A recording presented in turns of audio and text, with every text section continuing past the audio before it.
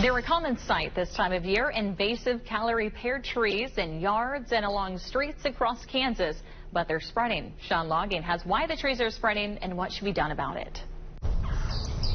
The arrival of spring brings many joys and a very noticeable nuisance. All of the Callery pears are beautiful trees, right? That's why people plant them. These trees produce vibrant white clouds of petals that are now falling like snow, along with their distinctive odor.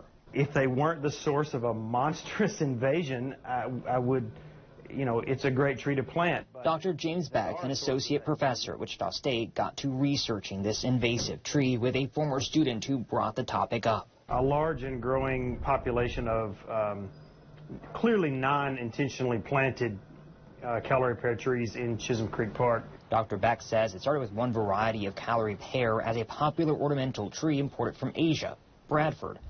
One variety meant it was unable to reproduce.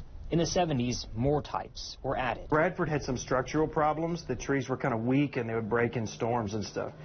They started releasing other cultivars like Chanticleer and Cleveland Select. Different varieties, Dr. Beck says, led to cross-pollination and creation of hybrids, easily taking root away from the parent tree in people's yards at places like Chisholm Creek Park. My ecology class last year censused Callery pear trees in that it might be 5 acres, that restored prairie.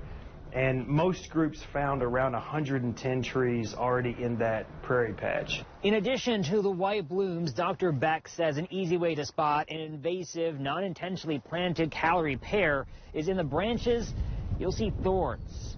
He says if you're looking to buy a tree that doesn't contribute to this invasive spread, there are plenty of native alternatives. The one that pops to the top of every list would be redbud.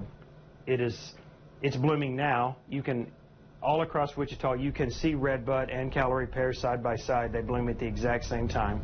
In Wichita, Shawn Loging, 12 News. To help stop the spread of the trees, the Kansas Department of Agriculture has issued a quarantine. That means the trees cannot be sold or moved into or around the state. That begins in 2027. Thanks so much for joining us for Eye on Agriculture. I'm Britton Rucker, and I'll see you here next week.